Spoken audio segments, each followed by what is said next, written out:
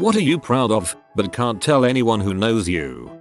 That I wipe my grandma's butt for her. I take care of her full time, and I am really proud of myself for keeping her clean, happy and as healthy as she can be. Part of that entails showering her, and of course, helping her in the bathroom. It's weird to talk about with friends, since nobody really wants to hear about that obviously, but I feel proud of myself for helping her in her time of need. It gives me a weird sense of comfort knowing that my grandma doesn't have a dirty butt, lol.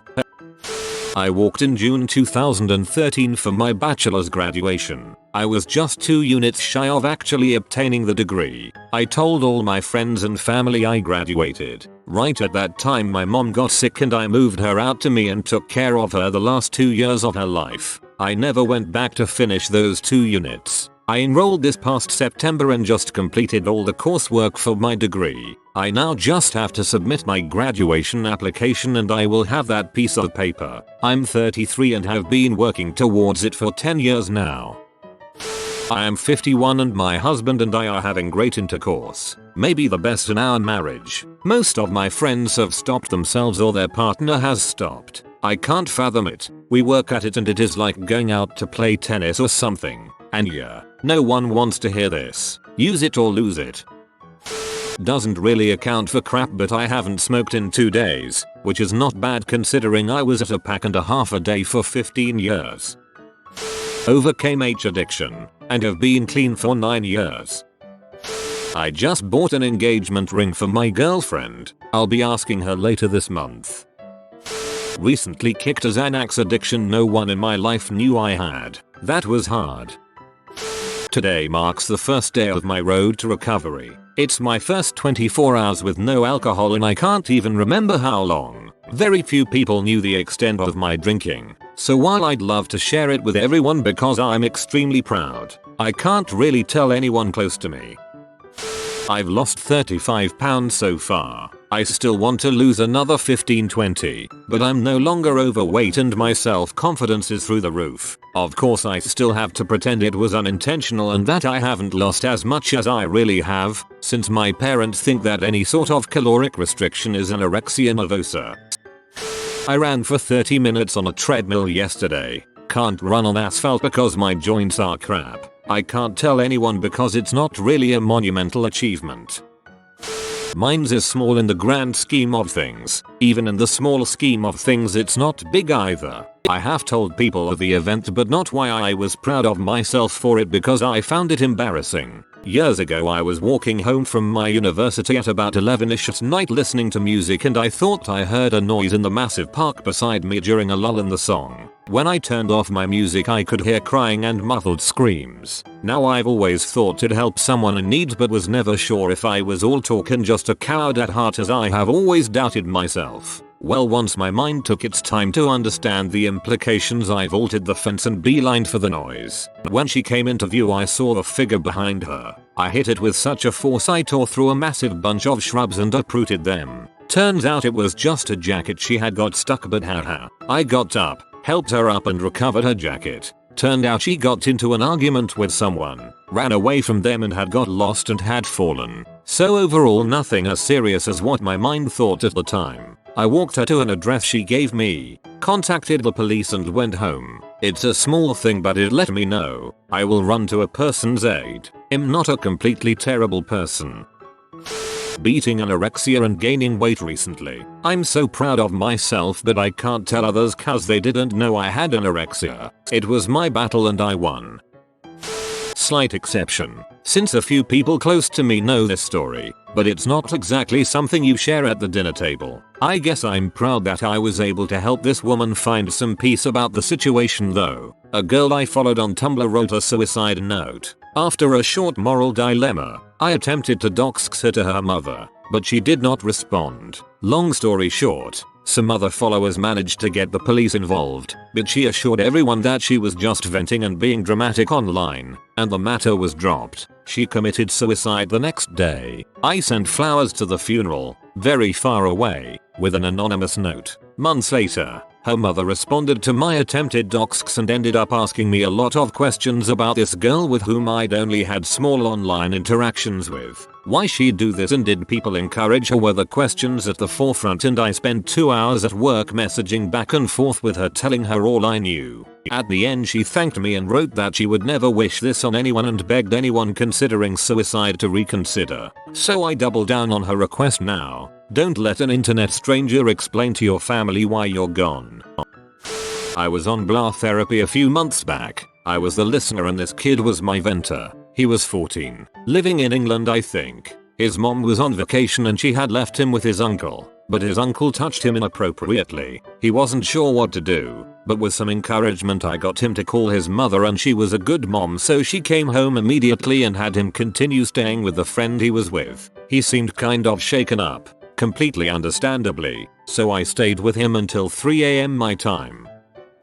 I'm learning to become a great advocate for my kids' medical and educational needs. It seems like it should be easy as a parent sticking up for your kids, but in reality when someone with authority says, I know what's best, they're fine or they're getting the best we have, it's hard to say you're wrong. My daughter suffered with terrible eczema for almost 2 years because her first pediatrician kept telling us it was normal for babies to have it. We were on Medicaid. It was our first kid, and we didn't know how to argue. Turns out she was allergic to a litany of foods. Easy fix once we knew. Now she has behavioral issues in school. If we, but especially myself, hadn't learned to be strong, she never would have gotten the wonderful IEP and specialist team she has now, which has made a world of difference. When my son wasn't talking at 18 months, everyone said it's fine. It's normal. I made a fuss, uncomfortable as it was, and it turned out he wasn't hearing squat because he needed tubes. Now he's 2.5 and speaking full sentences daily. I grew up watching authority figures walk all over my mom. I let it happen to me most of my life. I'm really proud to be improving on that,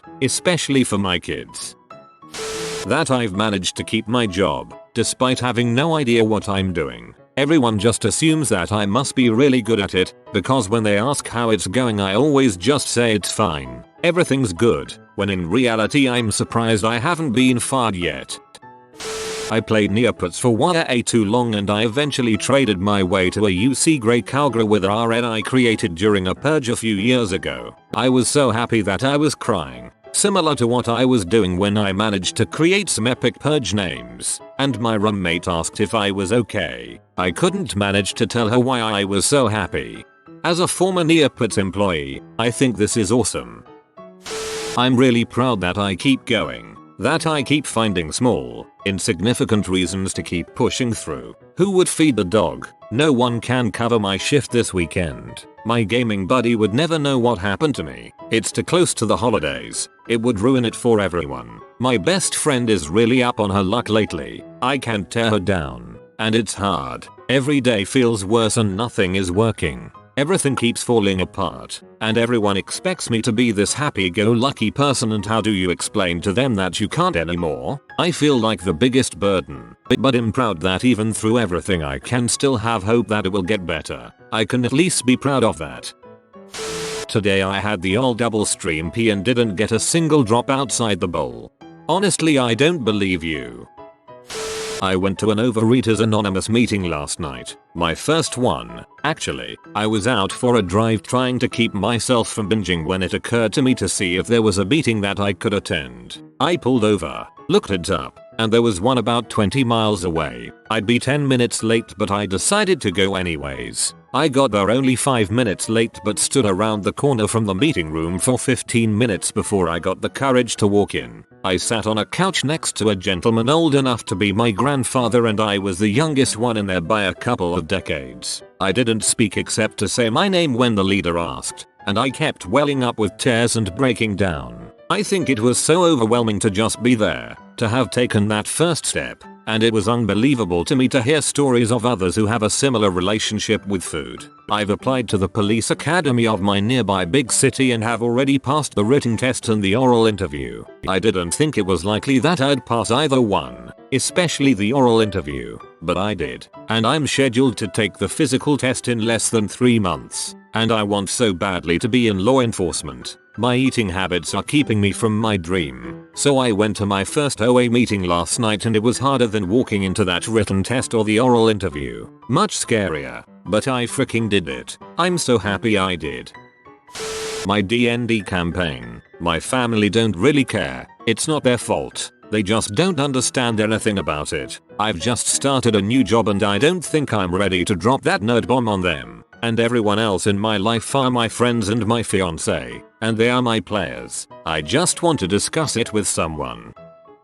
I've been in a really bad place since I moved to grad school. My ex-boyfriend broke up with me just before I moved here and I haven't really had a high self-worth since. So I've been crying a lot and have had some low-key suicidal thoughts. A few of my friends know and they're here for me, but my family has no idea that I'm not completely happy. Anyway, I made an appointment to meet with a therapist. I'm finally trying to get help, and I'm really proud of myself for that.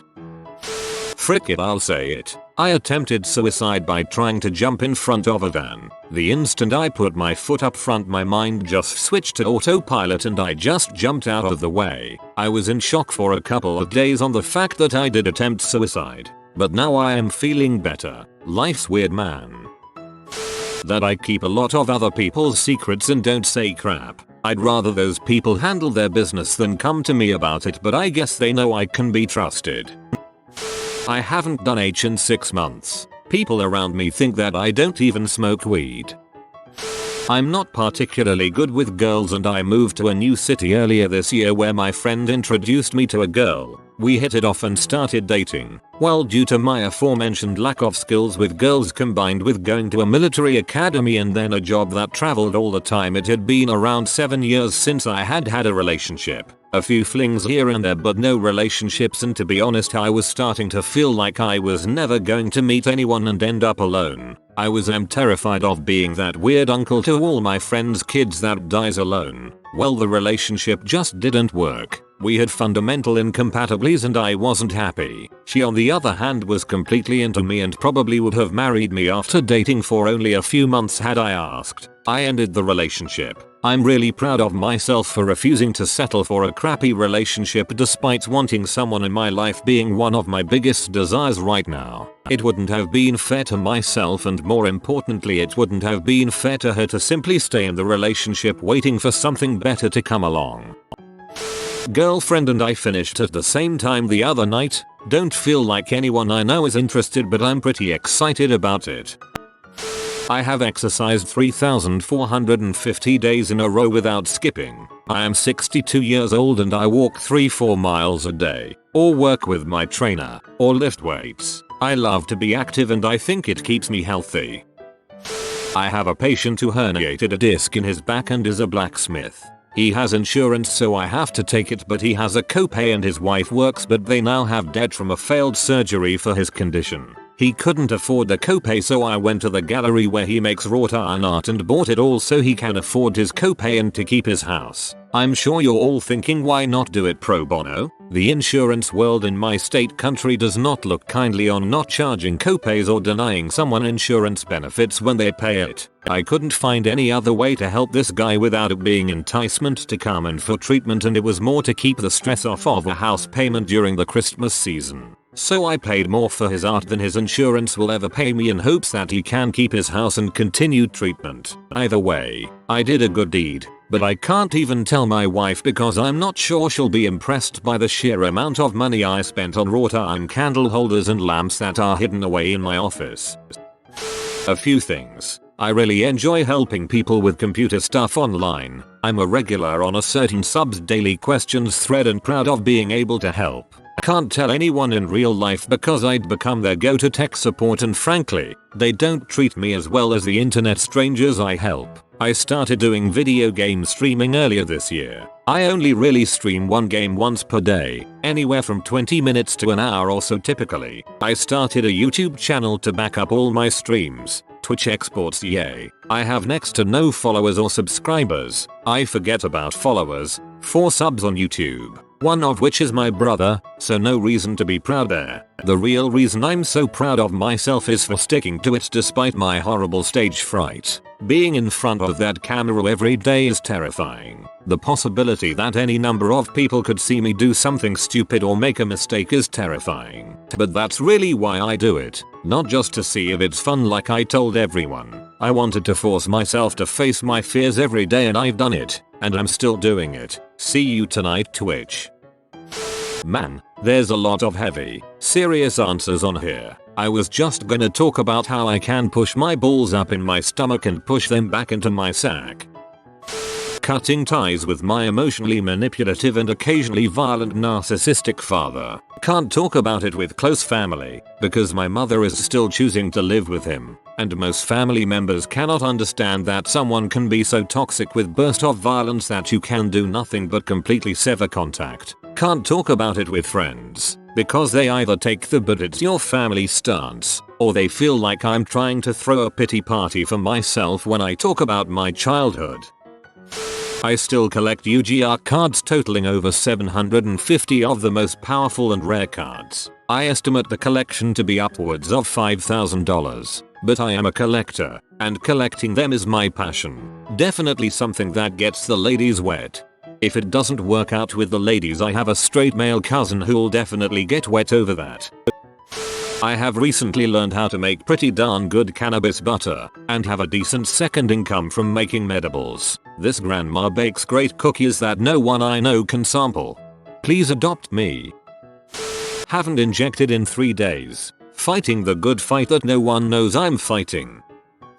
I had 5 miscarriages last year. I am pregnant again, but this one is showing a heartbeat. My other pregnancies didn't, but I'm only 9 weeks along. But I am proud I didn't give up. My bad thoughts have subsided considerably and I haven't self-harmed since February.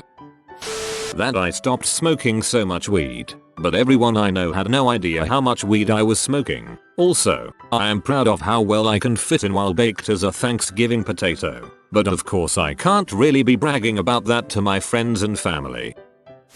I run an active and successful WoW guild for vanilla content. How many butt pics I get would get weird looks if I told anyone I roll. Sometimes I really nail my makeup game that day, or I put together an outfit that makes me look super cute, but I can't show off to anyone I know because I'm a guy in my real life. I wake up at 5 every morning, weekday and weekend. I shower, get myself ready, make my kids a complete breakfast including all of the food groups, wake them up, make myself a green smoothie, prepare my water for the day, 80 Oz, take my vitamins, and we go about our day. I can't tell anyone because I'm an butthole for thinking that I'm adulting better than them. I journal to myself a lot and write personal stories relating to my life. I like them but wouldn't share them to anyone I know. I started growing marijuana plants so that my uncle with Alzheimer and Parkinson could start doing everyday tasks like holding a cup of water or even to take a shower. You've been visited by the good sleep capybara. Upvote within the next 5 seconds and you will be blessed with cozy and restful sleeps. If you are new to the channel, you can subscribe. I publish new videos every day. Until then, check another video, or don't. Either way, have a great day you magnificent people.